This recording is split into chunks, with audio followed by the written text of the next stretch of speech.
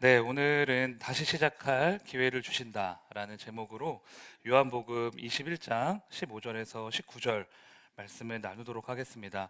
제가 한 절, 여러분들 한 절 이렇게 읽어볼게요. 그들이 조반 먹은 후에 예수께서 시몬 베드로에게 이르시되 요한의 아들 시몬아 내가 이 사람들보다 나를 더 사랑하느냐 하시니 이르되 주님 그러하나이다 내가 주님을 사랑하는 줄 주님께서 아시나이다 이르시되 내 어린 양을 먹이라 하시고.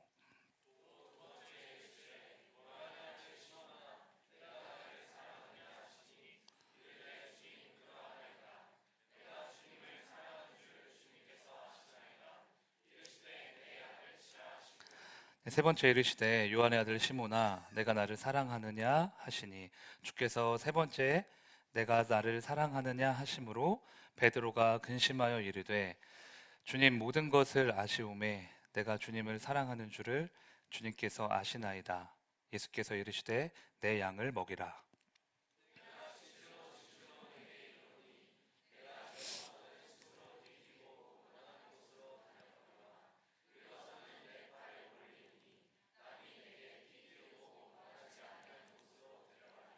네, 같이 읽겠습니다. 이 말씀을 하심은 베드로가 어떠한 죽음으로 하나님께 영광을 돌릴 것을 가르치심이려라. 이 말씀을 하시고 베드로에게 이르시되 나를 따르라 하시니. 아멘. 네, 오늘부터 12주 동안은 저희가 제자 시리즈로 말씀을 좀 나누려고 합니다. 예수님의 12제자의 삶과 그들의 믿음을 추적하면서 예수님이 그 한 명 한 명의 제자들을 어떻게 살리셨고 또 치료하셨고 또 세우셨는지 좀 살펴보려고 해요. 그들의 삶을 반추하면서 우리 또한 빛과 소금의 사명을 감당하는 예수님의 제자로 세워지고 좀 도전받는 시간을 가지려고 합니다. 제자 시리즈의 스타트를 끊는 건 역시나 예수님의 수제자가 등장을 해야겠죠. 베드로입니다. 우리가 앞서 베드로의 고백이라는 찬양을 불렀는데 그 고백의 주인공이 되는 사람이죠. 사실 베드로의 인생은 믿음 생활을 하는 신앙생활하는 저희뿐만 아니라 믿지 않는 분들에게도 너무나 잘 알려진 그런 스토리인 것 같아요. 성경에서 드러나는 그 베드로의 정체성을 한마디로 좀 정의를 해본다면 뭐 목사님들마다 견해는 다르겠지만 저는 개인적으로 실패의 아이콘이다. 네, 이렇게 좀 정의를 하고 싶습니다. 저와 여러분 또한 늘 실패하고 넘어지는 그런 존재이기에 베드로에게 주신 이 주님의 사랑이 좀 더 가슴으로 와닿지 않나라는 생각이 있어요. 우린 인생을 살면서 이런 저런 실패를 많이 경험하죠. 최선을 다했던 열심히 준비했던 그 시험에서 떨어지는 실패, 또 인간 관계에서의 실패, 또 청년 시절에는 연애의 실패를 맛보기도 합니다. 그래서 집에서 혼자 이불킥 하면서 내가 그 남자를 왜 만났을까? 네, 또 저만 그랬던 걸로 하겠습니다. 네, 저만 그렇게 이불킥을 했던 걸로. 신앙생활을 하면서도 시험에 들기도 하고, 도망가기도 하고, 또 예배드리고 믿음 생활 하는데도 깊은 늪에 좀 빠지기도 하죠. 이처럼 우리는 인생을 살아가면서 참 많은 종류의 실패를 경험하게 되는데 저의 체감상 가장 회복하기 힘든 실패가 무엇인가 하면 내가 100% 확신했는데 그것이 완전히 무너졌을 때의 실패인 것 같아요. 그 실패는 진짜 감당하기가 힘들거든요. 외부적인 어떤 조건과 환경에 의해서 실패한 게 아니라 그냥 내가 잘못한 거니까. 자신만만했던 나 자신에 대한 자책과 자괴감이 동반되는 실패이기 때문에 회복하기가 조금 더 어려운 것 같습니다. 그래서 그 실패의 경험이 씻을 수 없는 상처가 되기도 하고 다시 일어날 수 없게 하는 올무가 되기도 하고 심하면 악몽 같은 트라우마로 이제 남기도 하죠. 베드로가 겪었던 실패가 저는 바로 이런 종류의 실패였다고 생각합니다. 여러분들 이미 다 아실 거예요. 예수님이 십자가에 매달리시기 전에 베드로가 뭐라고 말했죠? 모두가 예수님을 다 버려도 저는 예수님을 절대 떠나지 않습니다. 나의 목숨을 걸고 나의 인생을 걸고 맹세하겠습니다. 큰 소리 뻥뻥 치죠. 볼까요, 한번? 마가복음 14장 31절 말씀 읽겠습니다. 시작. 베드로가 힘있게 말하되 내가 주와 함께 죽을지언정 주를 부인하지 않겠나이다. 이렇게 그 누구보다 자신만만했던 베드로였는데 베드로의 이 믿음의 결단은 지켜졌어요? 지켜지지 못했어요? 지켜지지 못했죠. 지켜지지 못한 정도가 아니라 베드로는 예수님을 향해 저주를 퍼붓고 예수님을 모른다고 많은 사람들 앞에서 공개적으로 3번이나 부인을 했습니다. 베드로의 이 모습을 보면서 그리스도인이 강할 때는 언제이고 약할 때는 언제인가를 점검해 볼 수 있을 것 같아요. 우리가 강할 때는 자신감이 있을 때가 아닙니다. 우리가 가장 강할 때는 나의 연약함을 알고 하나님을 의존하고 찾고 매달릴 때예요. 반대로 우리가 가장 약할 때는 언제일까요? 베드로처럼 내가 강하다고, 나 할 수 있다고, 내가 언제 못 해내는 거 봤냐고 이렇게 자신만만할 때예요. 그래서 신앙은 역설적입니다. 내가 약할 때 강한 거예요. 내가 강해지면 도리어 약해집니다. 왜 그럴까요? 내가 강하다면, 내가 잘났고 내가 모든 걸 할 수 있다면 내 안에 예수의 능력이 더 이상 머물 수가 없기 때문이겠죠. 베드로는 이 진리를 잠시 놓쳤던 것 같아요.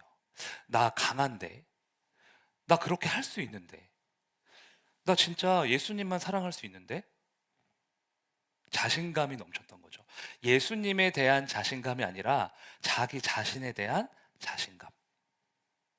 그런데 이랬던 베드로가 어떻게 예수님을 3번이나 공개적으로 부인하고 심지어 예수님을 저주하기까지 했을까? 많이 무섭고 두려웠던 것 같아요. 예수님처럼 수치와 모욕을 받고 엄청난 고난을 받고 십자가에 매달려 죽는 그 날을 상상해 보니까 이제 도저히 안 되겠는 거죠. 그래서 예수님을 완전히 버립니다. 예수님을 사랑했지만, 예수님을 진심으로 따르고 싶었지만 결국은 실패한 거죠. 그리고 그렇게 예수님을 3번 부인한 후에 예수님이 자신에게 하셨던 말씀을 떠올려요. 예수님이 베드로에게 그러셨거든요. 베드로야, 너가 나를 3번이나 부인하게 될 거야. 그런데 신기하게도 예수님을 부인하자마자 거기서 이 말씀이 베드로에게 떠오른 거예요. 그래서 베드로는 이 말씀을 곱씹으면서 하염없이 눈물을 흘립니다. 볼까요? 마가복음 14장 71절, 72절입니다. 읽겠습니다. 시작. 그러나 베드로가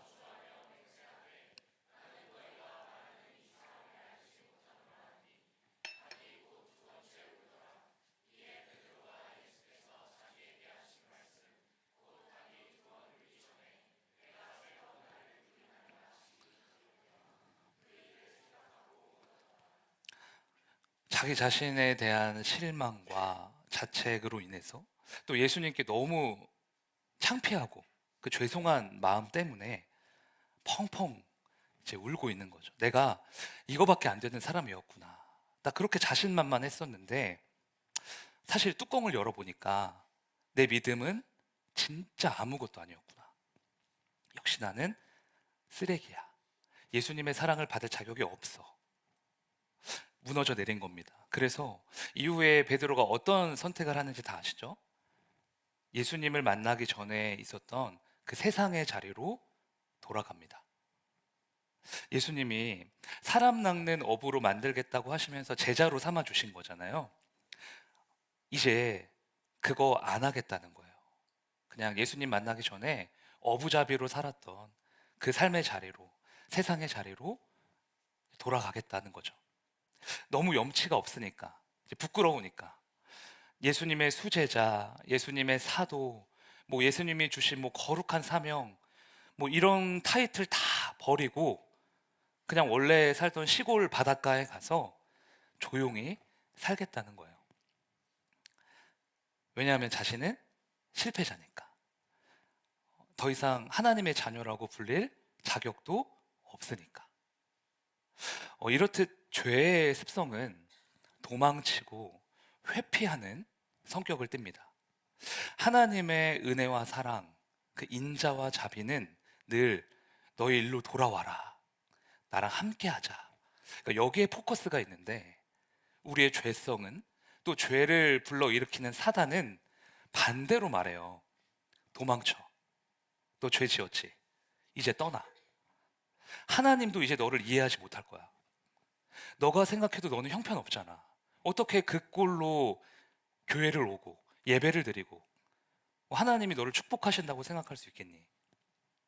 차라리 그냥 세상으로 떠나버려요. 도망치라는 거죠. 죄를 지었으니까. 너는 죄인임이 분명하니까 차라리 하나님 곁을 떠나버리라는 거예요. 그런데 여러분, 이런 이간질과 유혹이 여러분 마음에 차오를 때 꼭 기억하셔야 됩니다. 온 땅의 주인이 하나님이신데 우리가 도망친다고 도망칠 곳이 있겠습니까? 또 예수님께서 여러분 한 사람 한 사람을 위해 죽으셨고 3일 만에 부활하셨는데 예수님의 영으로 여러분의 구원을 확증하시고 영원토록 함께 하시겠다고 약속하셨는데 우리가 도망친다고 정말 우리 인생이 털끝만큼이라도 괜찮아지겠냐고요. 하나님이 택하시고 우리와 함께 하시고 우리를 영원히 사랑하시는 이유는 우리의 행함과 노력과 조건에 달려있던 게 아니잖아요. 그래서 죄를 지었어도 타락했어도 매 순간 예수님을 부인하고 저주하고 배신해도 우리 주님은 우리를 향한 불타는 사랑을 가지고 추격해 오시는 거예요. 그래서 베드로에게도 예수님이 그렇게 찾아오십니다. 베드로가 다시 어부가 돼서 물고기를 잡고 있을 때였는데 베드로 옆에 요한이 있었거든요. 요한이 예수님을 본 거예요. 야, 저기 봐, 예수님이 오신다. 그러니까 베드로가 그 말을 듣고 어떻게 하냐? 배에 있다가 바다로 풍덩 들어갑니다. 그러니까 염치가 없는 거죠. 예수님 얼굴을 볼 수 없으니까. 예수님이 십자가에서 죽으시기 전날 밤 제자들과 떡과 포도주를 나누면서 성찬식을 하셨던 것처럼 예수님이 제자들을 찾아오셔서 바닷가 앞에 이제 숯불을 피워놓고 떡을 굽고 그 물고기를 구우면서 얘들아 이제 일로 와 이렇게 말씀을 하세요. 제자들은 그 성찬을 잊었을지 모르지만 예수님은 그 성찬식을 잊지 않으셨거든요. 자신의 살과 피로 맺어진 그 제자들과의 관계를 잊지 않으시고 그 관계를 회복하러 다시 오신 거예요. 예수님이 손수 차려주신 그 식탁 때문에 모든 제자들이 행복해하고 있을 그때 거기서 유독 혼자 웃지 못하는 단 한 사람이 있습니다. 여러분 누굴까요? 베드로겠죠. 원래는 이런 자리에서 이제 베드로가 원래는 제자들 중에는 짱이니까, 대장이니까 늘 이 분위기를 주도하고 이끌고 그랬던 사람인데 그날만큼은 아무 말이 없어요. 예수님의 눈치가 보이는 거죠. 이왕 이렇게 찾아오셨으면 마음 편하게 혼내시기라도 하든가. 너 그때 왜 나를 그렇게 부인했냐고. 너가 어떻게 나를 떠날 수 있냐. 이렇게 혼내주시기라도 하든가. 근데 예수님이 아무 말씀 없이 떡이랑 생선만 굽고 계시니까 좌불안석이었던 거죠.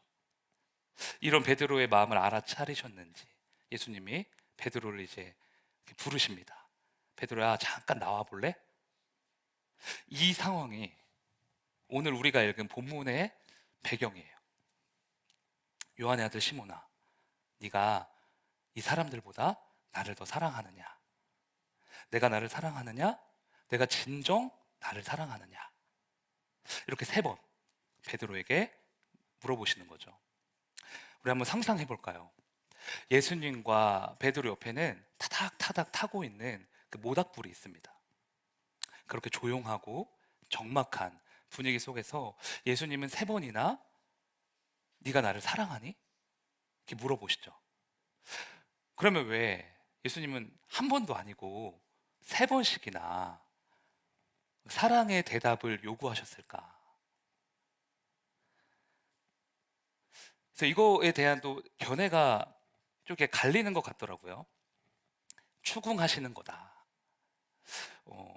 아니면은 베드로의 사랑을 점검하시는 거다. 아니면 질책하시는 거다.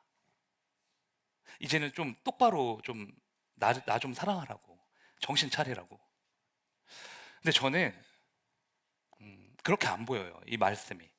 제가 옛날에 한번 이 말씀 나눈 적 있었던 것 같아요.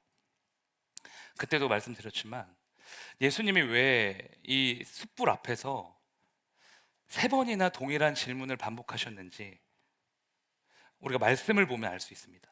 한번 볼까요? 누가복음 22장인데 베드로가 예수님을 부인했던 그날 밤입니다. 예수님을 부인했던 밤 읽어볼까요? 시작. 사람들이 뜰 가운데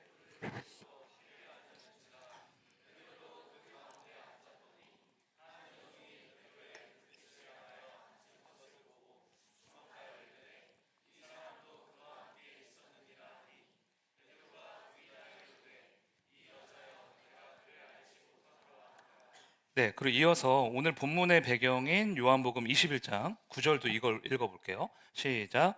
육지에 올라보니 숯불이 있는데 아멘. 여러분, 공통점을 하나 저희가 찾을 수 있을 것 같아요. 뭘까요?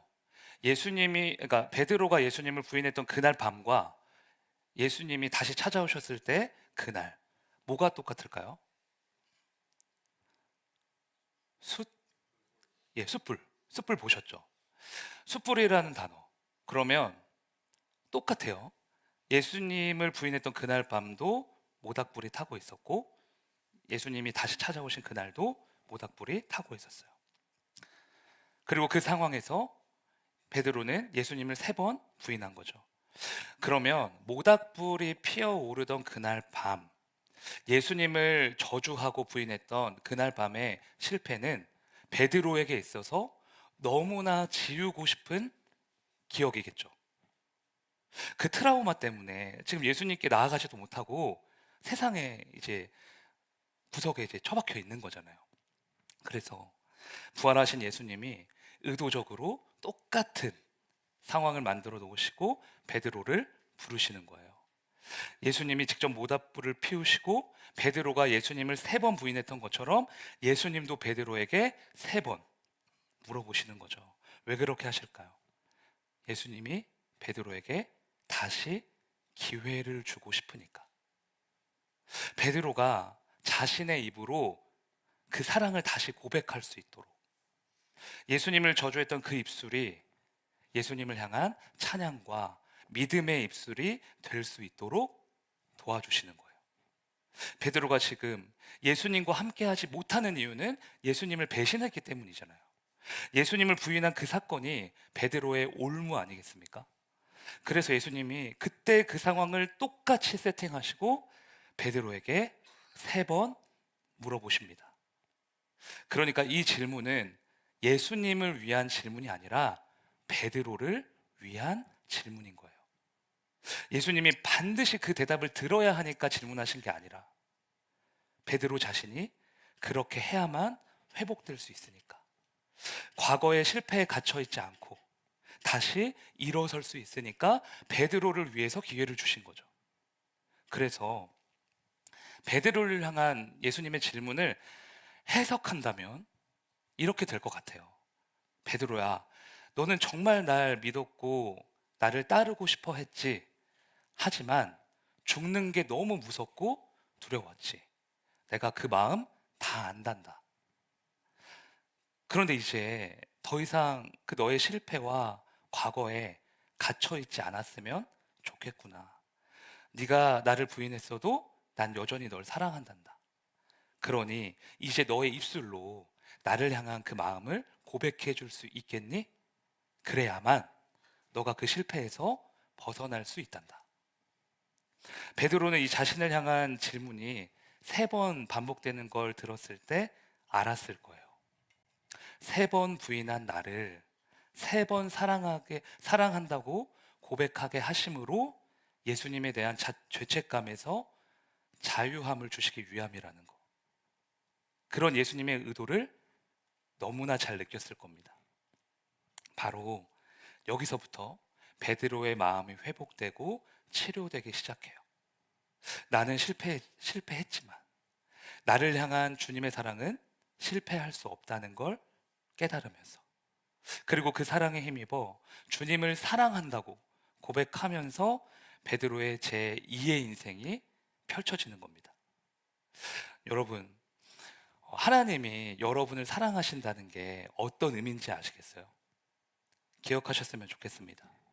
하나님이 우리를 사랑하신다는 건 언제나 다시 시작할 기회를 주시겠다는 뜻이에요. 넘어진 우리, 오늘도 주님의 말씀대로 살지 못한 우리의 죄악과 허물을 다 아시지만 그럼에도 불구하고 오늘처럼 사랑의 모닥불을 피워놓고 우리를 기다리고 계시는 거예요. 내가 나를 봐도 자격이 없는데 다시 기회를 주시는 거죠. 베드로처럼 숨고 싶은데, 다 포기하고 떠나고 싶은데 사랑으로 다가오셔서 새롭게 시작할 기회를 주시는 거예요. 그래서 예수님의 사랑은 다시 시작할 기회를 주시는 것입니다. 사랑하는 여러분, 여기에 막 지금 믿음이 충만하고 모든 것을 잘하고 그런 분들이 있을 수도 있어요. 하지만 반대로, 내가 이게 믿음 생활 하는 게 맞나? 내가 지금 이렇게 잘 살고 있는 게 맞나? 나 세상 사람들과 똑같은 것 같은데, 이런 마음을 가지고 오신 분들도 있을 것 같아요. 크고 작은 죄에 넘어지신 분들, 하나님과의 관계에서, 인간 관계에서 실패를 경험하고 이 자리에 오신 분들, 예수님이 주신 거룩한 사명을 다 버리고 세상의 유혹과 구습에 이미 좀 빠져 있는 분들, 그런 우리를 보고 주님이 말씀하시는 거예요. 다시 시작할 기회를 줄 거라고. 100번 넘어졌어도 101번의 기회를 주시겠다고 말씀하시는 거죠. 우리를 향한 예수님의 사랑이 이렇게 무지막지합니다. 우리가 측량할 수 없고 끊을 수가 없어요. 그래서 이 사랑에 흠뻑 빠져드셨으면 좋겠습니다. 다시 시작할 기회를 주시는 주님, 다시 일어설 수 있다고, 나와 함께 가자고 말씀하시는 그 주님, 그 사랑 앞에서 네, 주님, 저도 주님을 사랑합니다 고백하는 우리 모두가 되기를 주님의 이름으로 축원합니다. 같이 고백하실까요? 다시 시작할 기회를 주십니다. 네, 여러분, 그렇다면 이렇게 말도 안 되는 사랑을 받는 우리가 이제 살아가면서 해야 될 일은 뭘까요? 이제 앞서 우리가 고백했던 것처럼 그냥 입술로만 주님 사랑해요, 감사해요, 이렇게 하고 다 끝나면 되는 걸까? 오늘 말씀을 보면 이게 끝이 아니더라고요. 베드로가 예수님을 사랑한다고 3번 고백하니까 예수님이 똑같은 답변으로 3번 말씀하세요. 베드로야, 그래, 정말 날 사랑하니? 정말 이제 나를 사랑하니? 그러면 이제 나의 양을 치고 나의 양을 먹이고 나의 양을 살리는 너가 되었으면 좋겠구나. 본문 17절입니다. 같이 읽어보실까요? 시작. 3번째 이르되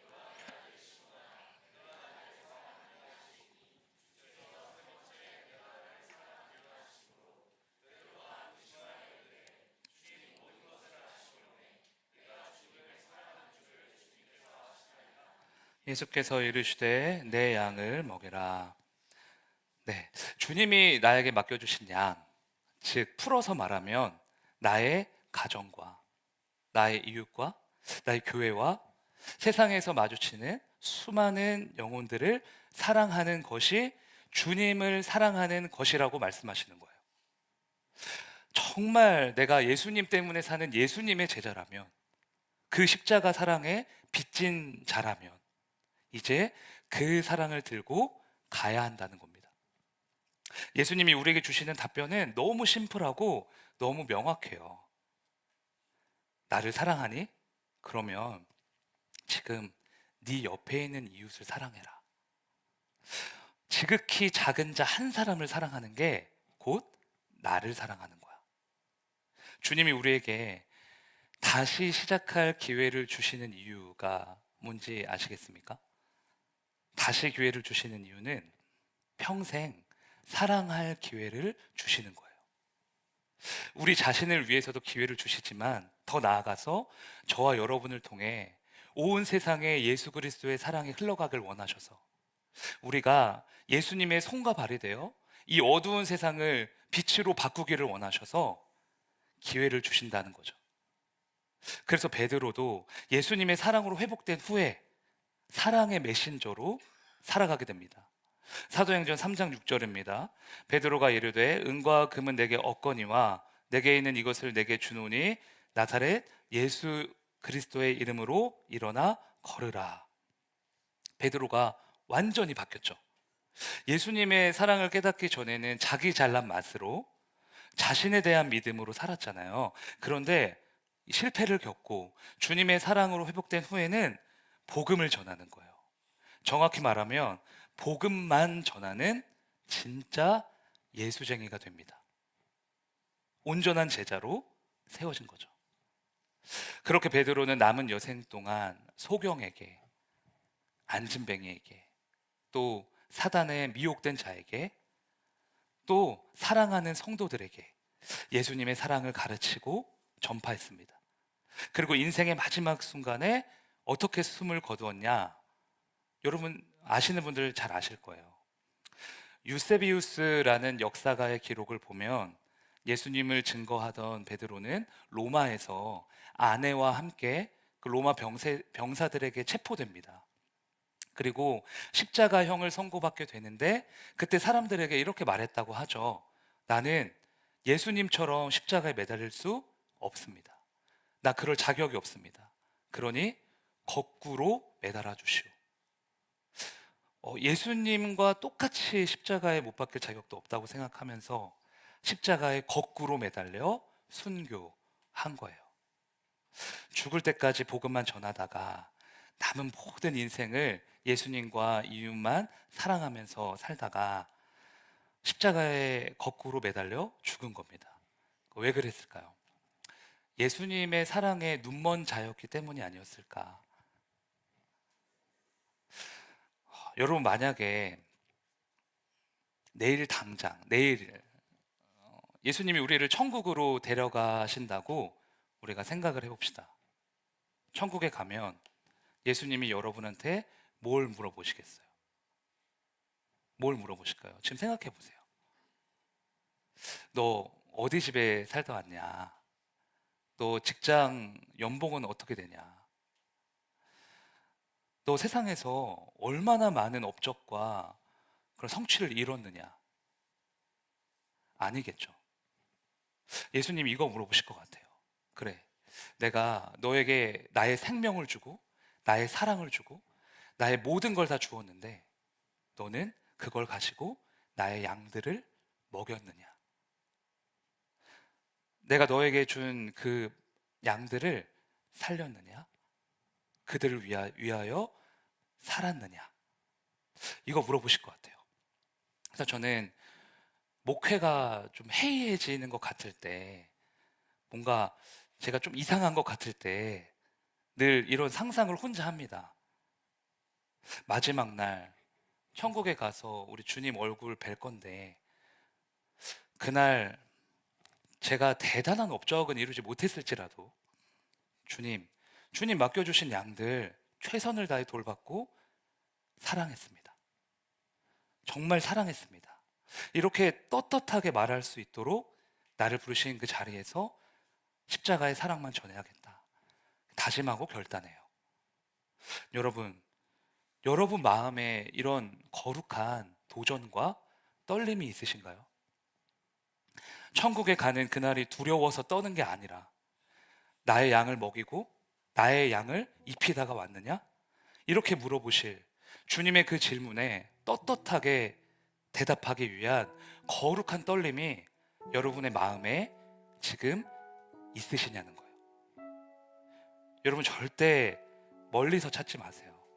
지금 여러분 옆에 계신 분들이 여러분이 예수님처럼 섬기고 예수님처럼 사랑해야 될 대상입니다. 주님은 우리를 부르신 그 삶의 자리에서 우리 한 사람 한 사람을 사랑의 통로로 세우신 거예요. 늘 마주치는 가족, 일상을 함께하는 이웃, 스쳐 지나가는 수많은 영혼들, 그 사람들을 사랑하라고 그 사람들의 죄를 씻겨주고 그 사람이 이길 수 없는 어둠을 대신 물리쳐주라고 우리에게 매일 새로운 기회를 주시는 겁니다. 저는 소망합니다. 우리에게 다시 시작할 기회를 주셨으니 그 은혜를 평생 사랑할 기회로 확장시켜 갔으면 좋겠어요.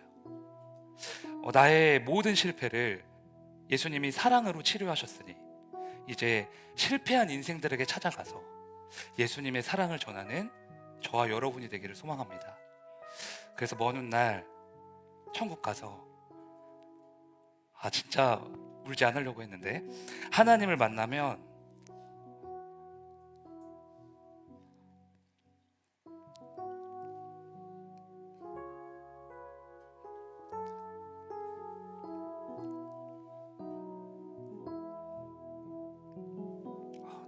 죄송합니다.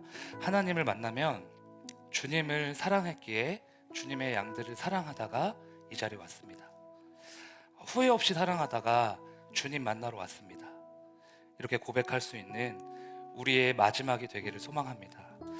예수님의 제자로 살아가는 여러분들을 통해 십자가의 사랑이 여러분의 가정과 일터와 교회와 온 세상 가운데 임할 줄로 믿습니다. 네, 저를 따라 고백하실까요? 평생 사랑할 기회를 주십니다. 네, 오늘은 우리 옆에 있는 분들 모시고 좀 축복하면서 찬양했으면 좋겠는데요. 당신은 하나님의 사람 함께 찬양하겠습니다.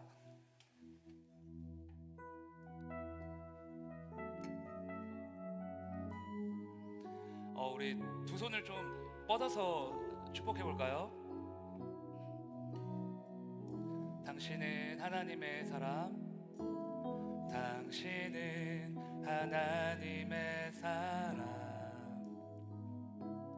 그 아들 주시기까지 사랑한 소중한 존재, 당신의 그 삶을 통하여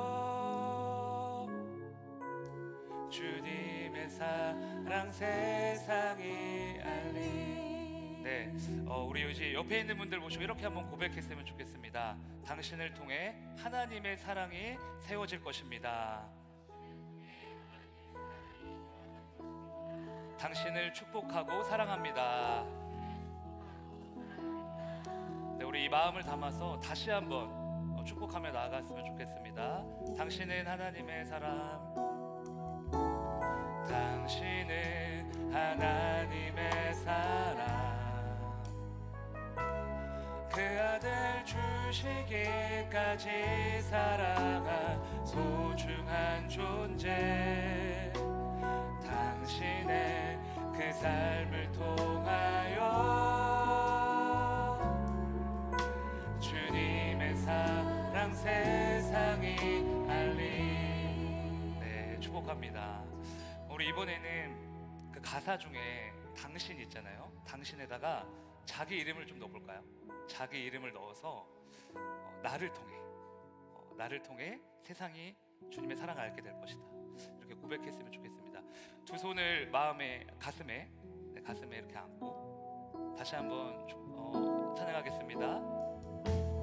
나는 하나님의 사랑, 자기 이름 넣어서 그 아들 주시기까지 사랑한 소중한 존재, 여러분을 통해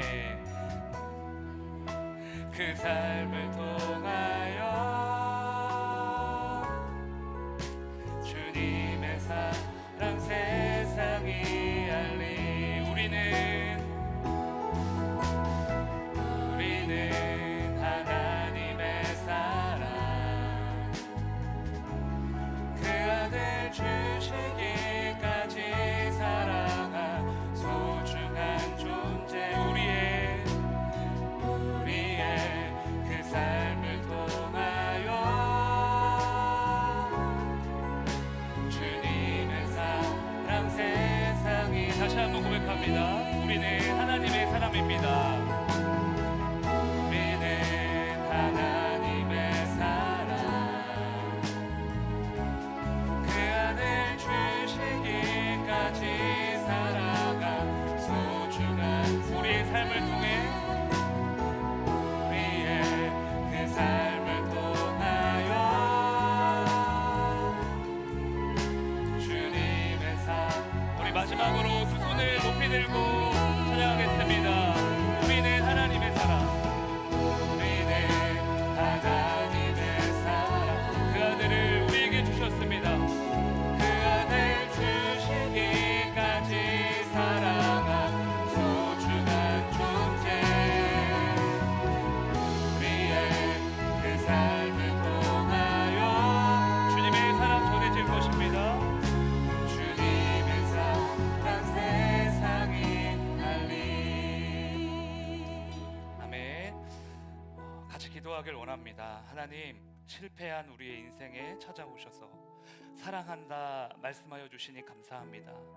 다시 기회를 주신 것이 사랑임을 알고 그 사랑에 감격하며 오직 주님만 찬양하는 우리가 되게 하여 주시옵소서. 또한 주님, 다시 기회를 주신 것은 평생 사랑할 기회를 주신 것이니 타인을 향한 원망과 불평과 정죄를 끝내고 오직 사랑하고 오직 연합하여 오직 하나 되어 하나님의 나라를 이루어가게 하여 주시옵소서. 이 시간 주님의 이름 부르시고 함께 기도하며 나아가겠습니다. 주여